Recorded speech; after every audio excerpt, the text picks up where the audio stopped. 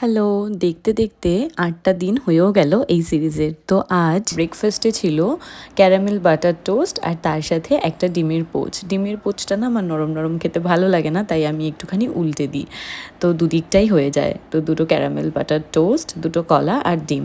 আর দুপুরে বানিয়েছিলাম আজকে একটু চিকেন মালাই কোফতা। এটা বাড়িতে বানানোর পর থেকে প্রায় দিনই উইকে একবার তো বানাই। এটা খেতে জাস্ট দুর্দান্ত হয় রুটি জাতীয় জিনিস দিয়ে। তো এটাই ছিল দুপুরে লাঞ্চে ২ টো রুটি আর স্যালাডের সাথে।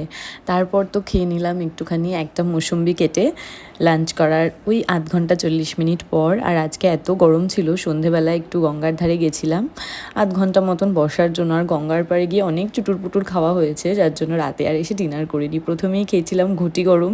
ঘটি গরম খেতে আমার জাস্ট দারুণ লাগে। তারপর এত গরম লাগছিল একটু ফান্টা খেয়ে নিলাম। তারপর খেয়েছিলাম গরম, গরম মোমো। আর তারপর আমার অল টাইম ফেভারিট আইসক্রিম। আইসক্রিমটা খেতে, খেতে বাড়ি চলে এলাম। তো আজকের জন্য এটুকুই। বাই।